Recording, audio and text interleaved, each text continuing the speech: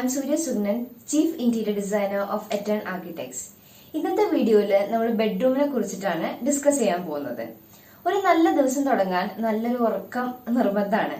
അല്ല, നല്ലൊരു കംഫർട്ടബിൾ ആയിട്ടുള്ള ഒരു ബെഡ്റൂം സ്പേസ് മസ്റ്റ് ആണ്. അപ്പൊ എങ്ങനെയാണ് നമ്മൾ ബെഡ്റൂം ഡിസൈൻ ചെയ്യുക? ഒരു ബെഡ്റൂമിന് ഏത് കളർ പെയിന്റ് ആണ് നമ്മൾ അടിക്കേണ്ടത്? എങ്ങനെയാണ് ഒരു പെർഫെക്റ്റ് ഫ്ലോറിംഗ് ബെഡ്റൂമിനെ സെലക്ട് ചെയ്യുക? ഒരു ചെറിയ ബെഡ്റൂം ആണെങ്കിൽ നമ്മൾ അത് എങ്ങനെ ഫേർണിഷ് ചെയ്യും? അതേപോലെ ബെഡ്റൂമിന്റെ നോർമൽ ആയിട്ടുള്ള ഫേർണിച്ചറിന്റെ സൈസസ് എന്തൊക്കെയാണ്? ഇങ്ങനെയുള്ള ബെഡ്റൂം റിലേറ്റഡ് കാര്യങ്ങളാണ് ഇന്നത്തെ വീഡിയോയിൽ നമ്മൾ ഡിസ്കസ് ചെയ്യാൻ പോകുന്നത്. അപ്പൊ എന്നത്തെയും പോലെ വീഡിയോ അവസാനം വരെ കാണണം.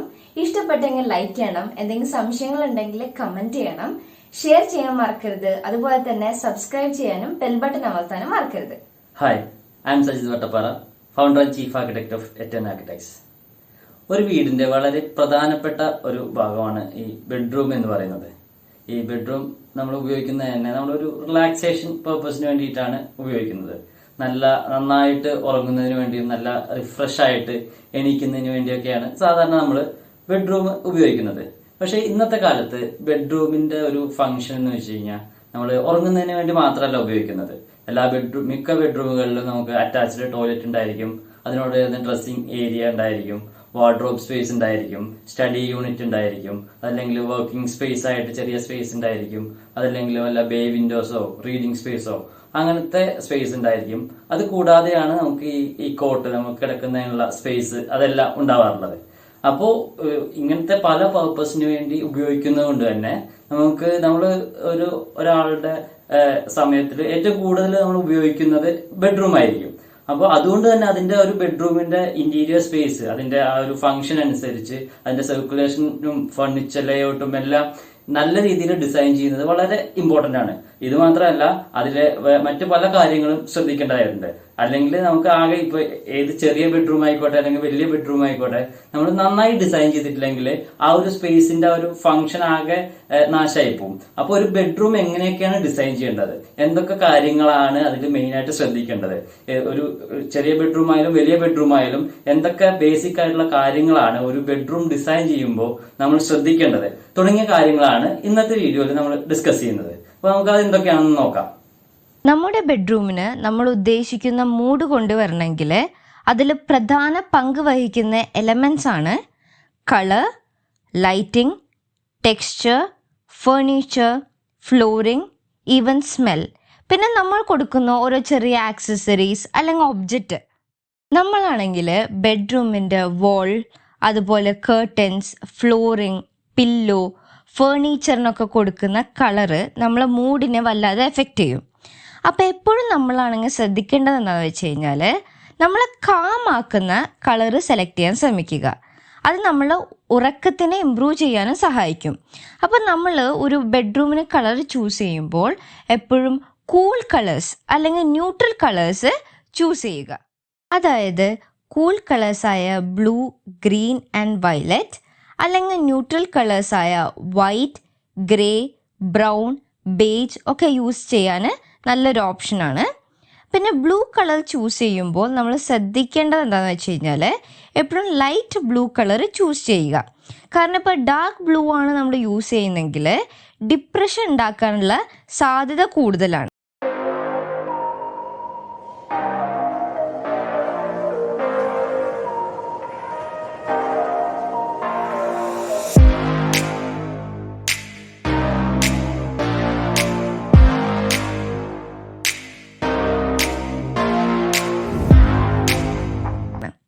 അതേപോലെ തന്നെ ലാവൻഡർ ബെഡ്റൂമിന് നല്ലൊരു ഓപ്ഷനാണ്, ലാവൻഡർ കളർ. കാരണം എന്താണെന്ന് വെച്ച് കഴിഞ്ഞാൽ ലാവൻഡർ സ്ട്രെസ് റെഡ്യൂസിങ് എഫക്റ്റ് ഉണ്ട് ആ കളറിന്. അങ്ങനെ തന്നെയാണ് വൈറ്റിനും. കംപ്ലീറ്റ് ആയിട്ടും വൈറ്റ് വാൾസ് ആണ് കൊടുക്കുന്നെങ്കിൽ പാറ്റേൺ ആൻഡ് ടെക്സ്ചറിൻ്റെ ഒരു കോമ്പിനേഷൻ കൊടുക്കുന്നത് വളരെ നല്ലതായിരിക്കും. വൈറ്റ് കളറിൻ്റെ ഒരു പ്രത്യേകത എന്താണെന്ന് വെച്ച് കഴിഞ്ഞാൽ അത് ഒരിക്കലും ഡിസൈൻ ഔട്ടാകില്ല. അതേപോലെ തന്നെ ഒരു പീസ്ഫുൾ ആംബിയൻസ് ഉണ്ടാക്കാൻ സഹായിക്കും. പിന്നെ ഒരു റോയൽ കളർ തന്നെയാണത്. അപ്പോൾ natural textures and wooden flooring ഒക്കെ വൈറ്റ് ബെഡ്റൂമിന് ഒരു കോമ്പിനേഷനായി കൊടുക്കുന്നത് നല്ലതാണ്.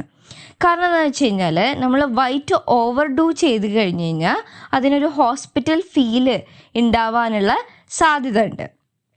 അതുപോലെ ഇപ്പം നമ്മളൊരു ബെഡ് കോട്ടിൻ്റെ ബാക്ക് വാൾ എടുക്കുകയാണെങ്കിൽ നമുക്ക് വേണമെങ്കിൽ പാനലിംഗ് ചെയ്യാം, അല്ലെങ്കിൽ നമുക്കൊരു കോൺട്രാസ്റ്റിംഗ് കളറിൻ്റെ ഒരു പിക്ചറൊക്കെ കൊടുക്കാവുന്നതാണ്, ഒരു പെയിൻറ്റിങ് കൊടുക്കാവുന്നതാണ്.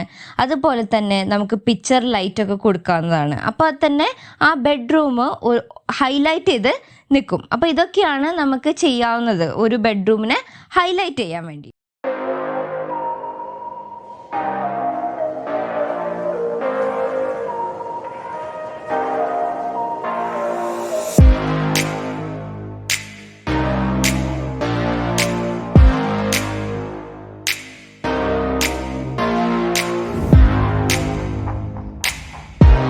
നമ്മൾ ശ്രദ്ധിക്കേണ്ട ഒരു കാര്യം എന്താണെന്ന് വെച്ച് കഴിഞ്ഞാൽ ബ്രൈറ്റ് ആൻഡ് വൈബ്രൻറ്റ് കളറ് ബെഡ്റൂമിൽ ഒഴിവാക്കുന്നതാണ് നല്ലത്.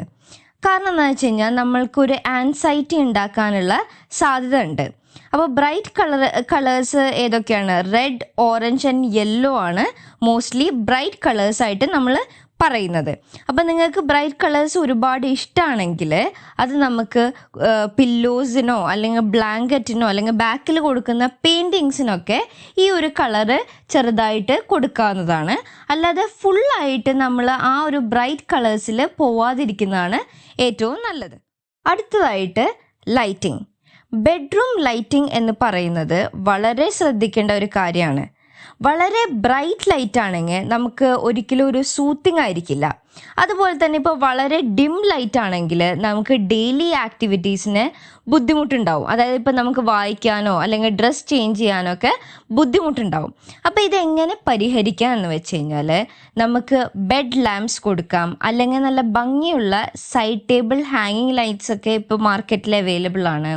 അതുപോലെ ഇപ്പോൾ ഡ്രസ്സിങ്ങിൻ്റെ ഏരിയ എടുക്കുകയാണെങ്കിൽ ആ ഒരു കാര്യം നമ്മൾ എടുക്കുമ്പോൾ നമുക്ക് മിറർ ലൈറ്റ് കൊടുക്കാവുന്നതാണ്. ആ ഡ്രസ്സിങ്ങിൻ്റെ ഏരിയൻ്റെ അവിടെ നമുക്ക് എക്സ്ട്രാ സീലിംഗ് ലൈറ്റ്സ് കൊടുക്കാം. പിന്നെ ഇപ്പോൾ ബേ വിൻഡോസൊക്കെ ഉണ്ടെങ്കിൽ നമുക്ക് ലിൻഡൽ ലെവലിലായിട്ട് നമുക്ക് ലൈറ്റ്സ് കൊടുക്കാവുന്നതാണ്.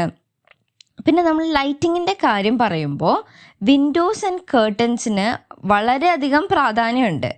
പകൽ സമയത്ത് എപ്പോഴും നാച്ചുറൽ ലൈറ്റ് ആണ് എപ്പോഴും നല്ലത്. അപ്പോൾ നമ്മൾ നല്ല വലിയ ഓപ്പണിങ്സ് ഒക്കെ കൊടുക്കുന്നത് വളരെ നല്ല ഓപ്ഷനാണ്. പിന്നെ ഇപ്പോൾ നമുക്ക് ഒരു ബാൽക്കണിയോ ഡെക്കോ അങ്ങനെ ഒരു സ്പേസ് കൂടി പ്രൊവൈഡ് ചെയ്യാൻ പറ്റുമെങ്കിൽ അത് വളരെ നല്ലൊരു ഓപ്ഷൻ തന്നെയാണ്. എപ്പോഴും നമ്മൾ ബെഡ്റൂമിന് വാം ലൈറ്റ് പ്രൊവൈഡ് ചെയ്യുന്നതാണ് നല്ലത്. കാരണം എന്താണെന്ന് വെച്ച് കഴിഞ്ഞാൽ വാം ലൈറ്റിന് സൺസെറ്റിൻ്റെ കളറാണ്. അപ്പം നമ്മുടെ സെർക്കാഡിയൻ റിതം ഇൻഫ്ലുവൻസ് ചെയ്യും. അതായത് നമുക്ക് ഉറങ്ങാൻ സമയമായി അല്ലെങ്കിൽ റിലാക്സ് ചെയ്യാനുള്ള ഒരു തോന്നലുണ്ടാക്കും. വാം ലൈറ്റ് ഇൻഡയറക്റ്റ് ലൈറ്റാണ്. അതുപോലെ തന്നെ നമുക്കൊരു കോസി ഫീലും കൂടെ വാം ലൈറ്റ് നമുക്ക് തരും. നമുക്ക് LED സ്ട്രിപ്പായിട്ടോ സൈഡ് ലാംപ്സ് ആയിട്ടോ ഒക്കെ വാം ലൈറ്റ് കൊടുക്കാവുന്നതാണ്.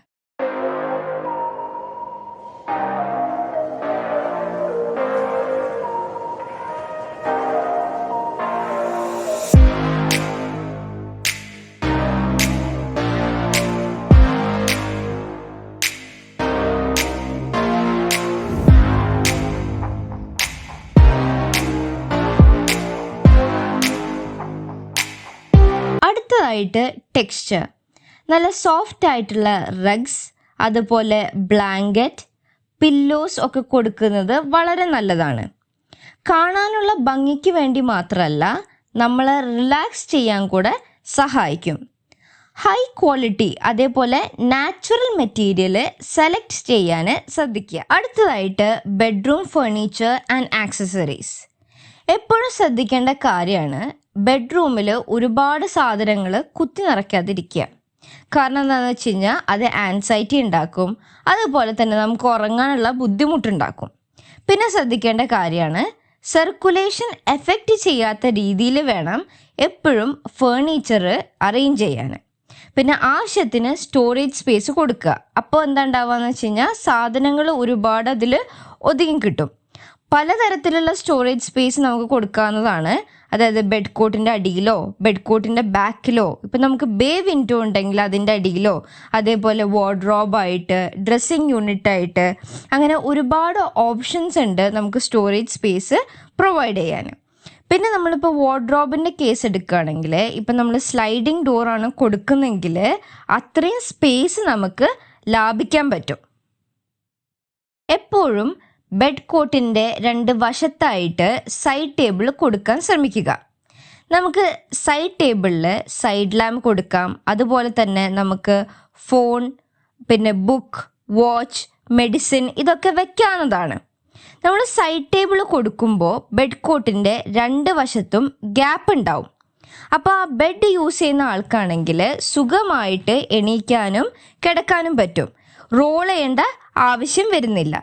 അതുപോലെ ബെഡ്ഷീറ്റ് വിരിക്കാൻ ഈസിയാണ്.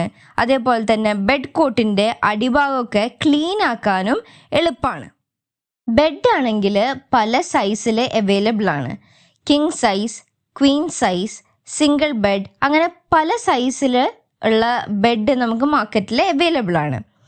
അപ്പോൾ നമ്മുടെ ബെഡ്റൂമിൻ്റെ വലുപ്പം അനുസരിച്ചും ആ ബെഡ്റൂം ആരൊക്കെ യൂസ് ചെയ്യുന്നുണ്ടെന്ന് നോക്കിയിട്ട് വേണം നമ്മൾ ഏത് ബെഡ് സൈസാണ് സെലക്ട് ചെയ്യേണ്ടതെന്നുള്ളത് തീരുമാനിക്കാൻ. സെൻറ്റ്, അതായത് നമ്മളെ റൂമിൻ്റെ സ്മെൽ. ചില സെൻറ്റ് ഉണ്ട്, like lavender, jasmine, rose, vanilla. ഇതൊക്കെ നമ്മുടെ നെർവസ് സിസ്റ്റത്തിനെ സ്ലോ ഡൗൺ ചെയ്യും. അപ്പം നമ്മുടെ ബോഡിയും മൈൻഡും റിലാക്സ് ആവും. അപ്പോൾ നമുക്ക് നല്ല ഉറക്കം കിട്ടും. അപ്പോൾ നമുക്കാണെങ്കിൽ മാർക്കറ്റിൽ നല്ല സെൻറ്റഡ് ആയിട്ടുള്ള ക്യാൻഡിൽസ് അവൈലബിൾ ആണ്. അതേപോലെ പെർഫ്യൂംസ് അവൈലബിൾ ആണ്. പിന്നെ ഫ്ലവേഴ്സൊക്കെ നമ്മളെ ബെഡ്റൂംസിൽ യൂസ് ചെയ്യുന്നത് നല്ലൊരു ഓപ്ഷനാണ്. അടുത്തതായിട്ട് ഫ്ലോറിങ്. കാർപ്പറ്റ്സ് വളരെയധികം കംഫർട്ട് തരും. അതേപോലെ തന്നെ ഒരു ലക്ഷറി ഫീൽ തരും. പക്ഷേ പ്രോബ്ലം എന്താണെന്ന് വെച്ച് കഴിഞ്ഞാൽ പൊടി അടിഞ്ഞുകൂടാനുള്ള സാധ്യത വളരെ കൂടുതലാണ്. അപ്പോൾ നമ്മൾ ഒരു റെഗുലറായിട്ട് വൃത്തിയാക്കിക്കൊണ്ടേയിരിക്കണം. പിന്നെ ഇപ്പോൾ നമ്മൾ ഡ്യൂറബിലിറ്റീൻ്റെ കേസ് നോക്കുകയാണെങ്കിൽ കമ്പാരിറ്റീവ്ലി ലോ ഡ്യൂറബിലിറ്റിയാണ് കാർപ്പറ്റിനുള്ളത്. പിന്നെ നല്ല ക്വാളിറ്റിയുള്ള റഗ്സൊക്കെ ഉപയോഗിക്കുകയാണെങ്കിൽ അതാണ് ഒരു ബെറ്റർ ഓപ്ഷനായിട്ടുള്ളത്. അപ്പോൾ റഗ്സ് ഉപയോഗിക്കുമ്പോൾ നമ്മളെ ബെഡ്റൂമിൻ്റെ ഭംഗി മാത്രമല്ല, അതൊരു സോഫ്റ്റ് കോസി ഫീൽ കൂടെ നമ്മളെ ബെഡ്റൂമിന് കൊണ്ടുവരും. വുഡൻ ഫ്ലോറിങ് ബെഡ്റൂമിന് നല്ല എലഗൻ ലുക്ക് കൊടുക്കുമെങ്കിലും ഭയങ്കര കോസ്റ്റ്ലിയാണ്.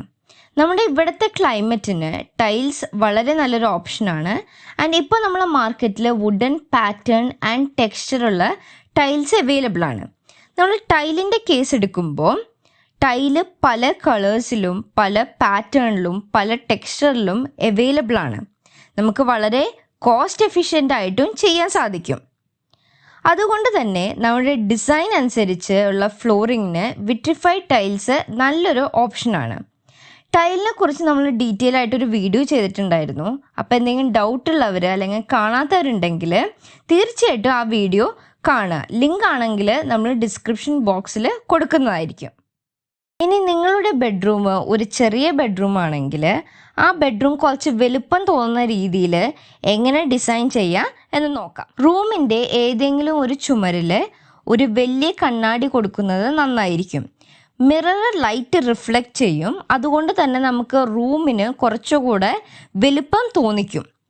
അതുപോലെ മിറർ പാനൽസ് ഒക്കെ കൊടുക്കുന്നത് നല്ലൊരു ഓപ്ഷനാണ്. ചെറിയ ബെഡ്റൂമുകളിൽ വളരെ മിനിമം ഫേർണിച്ചർ ഉപയോഗിക്കുന്നതാണ് നല്ലത്.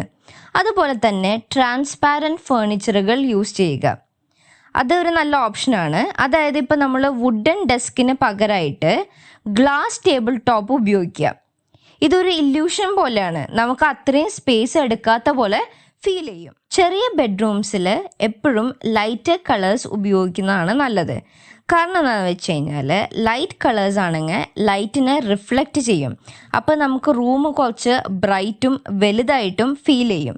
നേരെ മറിച്ചിട്ട് ഇപ്പോൾ ഡാർക്ക് കളേഴ്സാണ് യൂസ് ചെയ്യുന്നതെങ്കിൽ അത് ലൈറ്റ് എബ്സോർബ് ചെയ്യും. അപ്പോൾ നമുക്ക് ഓട്ടോമാറ്റിക്കായിട്ട് ആ റൂം കുറച്ചുകൂടെ ചെറുതായിട്ട് ഫീൽ ചെയ്യും. പിന്നെ എപ്പോഴും ഒരു കളർ യൂസ് ചെയ്യുന്നതാണ് നല്ലത്. അതായത് മോണോക്രോമാറ്റിക് കളർ സ്കീമിൽ പോകുന്നതാണ് നല്ലത്. ഇപ്പോൾ നമ്മൾ കോൺട്രാസ്റ്റിംഗ് കളേഴ്സാണ് യൂസ് ചെയ്യുന്നതെങ്കിൽ ചെറിയ ബെഡ്റൂം വീണ്ടും ബ്രേക്ക് ആവുകയാണ് ചെയ്യുന്നത്. അപ്പോൾ കുറച്ചുകൂടെ ചെറുതായിട്ട് ഫീൽ ചെയ്യും. അതുപോലെ ഇപ്പോൾ നമ്മൾ ഫ്ലോറിങ്ങിൻ്റെ കേസ് എടുക്കുകയാണെങ്കിൽ നമ്മൾ ടൈൽസാണ് ഉപയോഗിക്കുന്നതെങ്കിൽ ചെറിയ സൈസിലുള്ള ടൈൽസ് ഉപയോഗിക്കാൻ ശ്രദ്ധിക്കുക. പിന്നെ ബെഡ്റൂം മൊത്തത്തിൽ കുറച്ച് സിമ്പിളായി വെക്കുക. ഏതൊരു സ്പേസ് ആണെങ്കിലും ലൈറ്റ് ആൻഡ് വെന്റിലേഷൻ ആണ് ഏറ്റവും ഇമ്പോർട്ടന്റ്.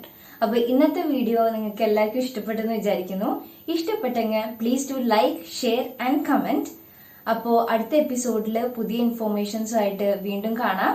അപ്പോൾ ബൈ.